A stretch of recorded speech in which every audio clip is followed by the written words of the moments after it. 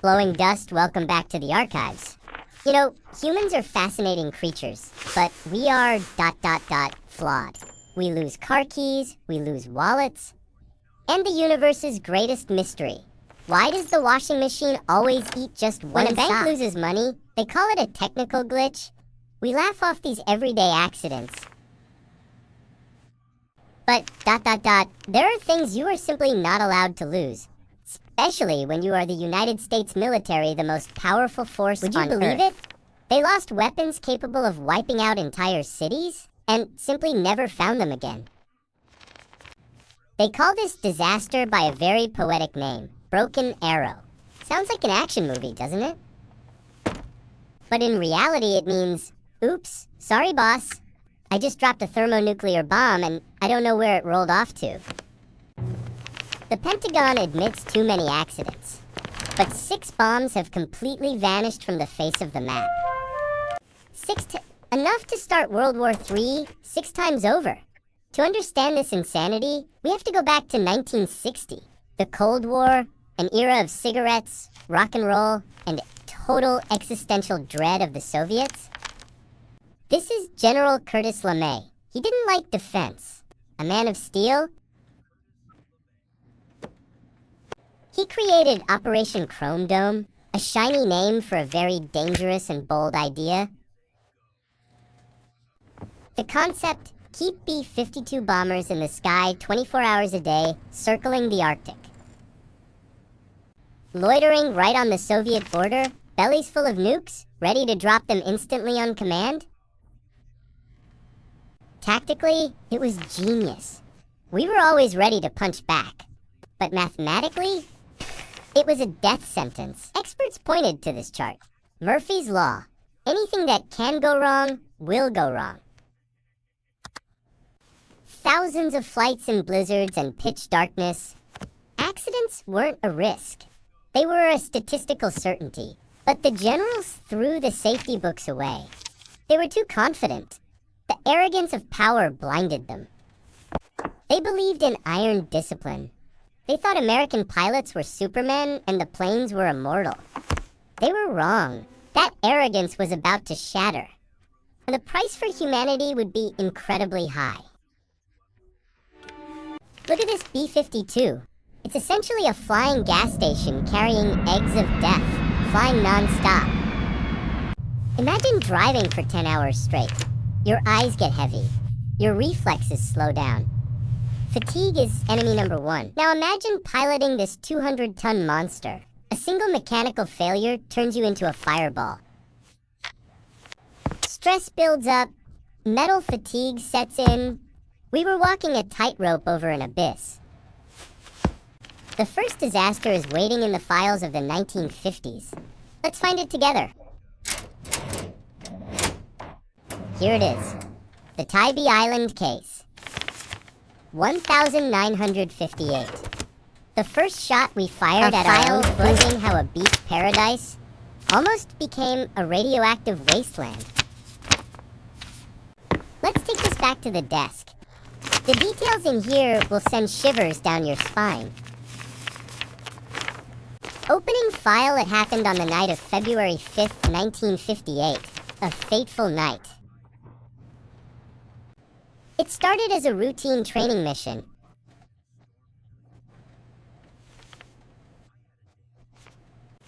Major Richardson was flying a B-47.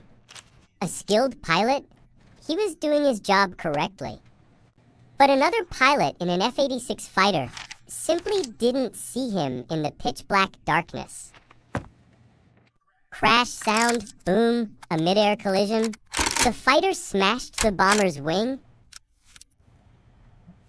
The B-47 was losing altitude fast. And worst of all, it was carrying a Mark 15 hydrogen bomb. Richardson faced a real-life trolley problem. He had to choose between 2 deaths. Try to land and risk blowing up the airbase and thousands of his fellow soldiers below? Or drop the bomb into the dark ocean waters? He chose the ocean. He pulled the lever. The 7,600-pound bomb left the belly of the plane, plunging into the night. Splash sound, it hit Wausau sound, a perfect splashdown for a potential catastrophe.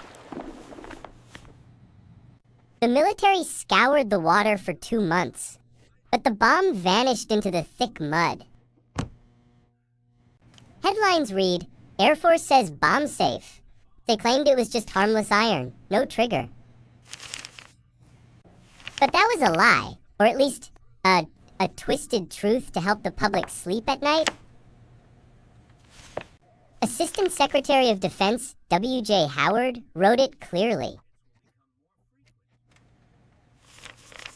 It was a complete weapon with a nuclear warhead intact. The word intact is very large. And where is it? Just miles from the famous Tybee Island beach. Right? Where people vacation? Look at these tourists. Swimming happily right above a sleeping nuclear monster. If a dredging ship accidentally hits it, boom, no more beach, no more city. But the attitude of the generals back then, they saw this as just a business expense. Loss is normal. They wrote the bomb off the asset list like a broken truck. Cold and ruthless. Strategic Air Command, SAC was like a machine out of control, causing accidents constantly. He pushed men and machines to the breaking point.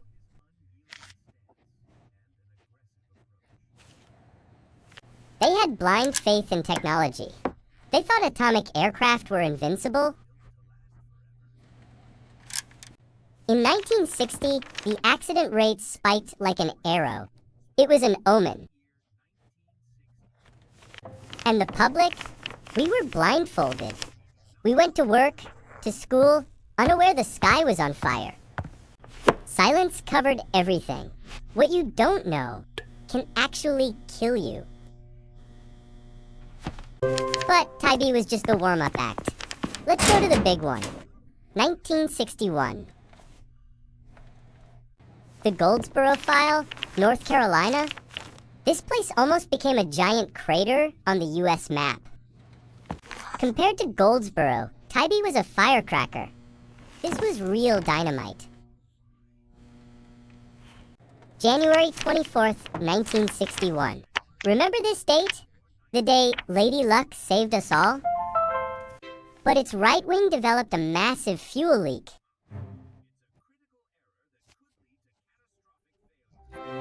The pilots lost total control.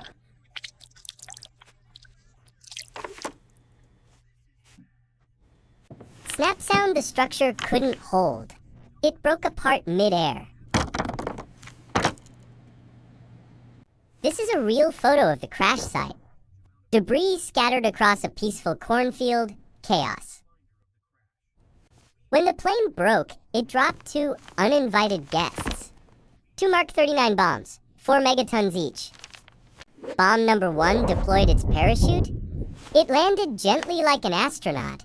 Looked safe enough. Look at this historic photo. The bomb standing upright, parachute caught in a tree, surreal. But bomb number 2? Oh, God! Its parachute failed. It supersonic speed. It screamed down like an arrow of death. Nothing could stop it. It slammed into the mud with massive force, burying itself deep underground. Now let's talk about the detonation sequence. To explode, a bomb needs safety switches to flip in order. During impact, switch 1 flipped, switch 2 flipped, switch 3 flipped. The electrical system was live, the bomb thought. Aha, it's time. The bosses want me to blow. I was ready. For megatons. It would have erased everything from Washington, D.C. to New York. Millions vaporized. At that moment, between life and death, there was only one single thing left.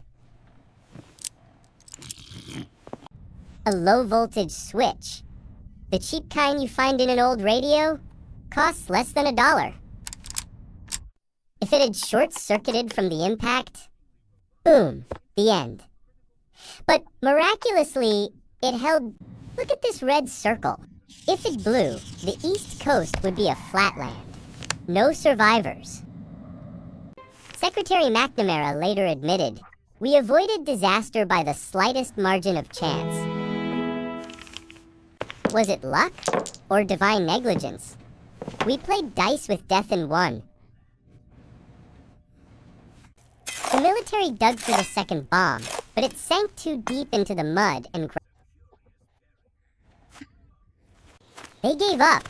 They bought the land, fenced it off, and banned anyone from digging. Its uranium core is still there forever, a nuclear graveyard right in the heart of America.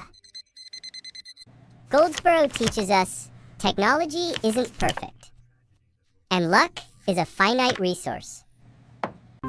Spinning globe leaving land, let's head to the sea, where things get crazier and more mysterious. 1965. The U.S. Navy wanted to join the Lost and Found list. Welcome aboard. A massive floating fortress in the Philippine Sea?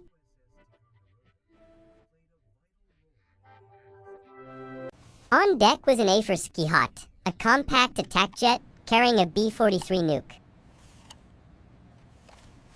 Somehow, the plane just rolled slowly, over the edge, and plop, into the water. Young pilot Douglas Webster was still in the cockpit, but he couldn't get out. A tragedy. The B-43 bomb sank with him. 1 megaton yield? Enough to boil the ocean? It sank 16,000 feet. Can you imagine that depth? Down there, water pressure is strong enough to crush everything. Like I crushed this soda can. No submarine can go there. No diver can save it. What did the Navy do? They kept it secret for 16 years. Lied to the family? Training accident? The crash site is only 80 miles from Japan. Imagine how angry Japan would be if they knew. Plane gone, bomb gone, case closed? But the ocean is vast, and it hides more than you think. It wasn't just one incident. 1956, the Mediterranean? An even stranger case? Vanished, no debris, no signal. 2 nuclear cores evaporated, like a massive magic trick. Who took them? Or are they lying on the seabed, waiting for someone to find them? Or did the sea just decide not to give them back?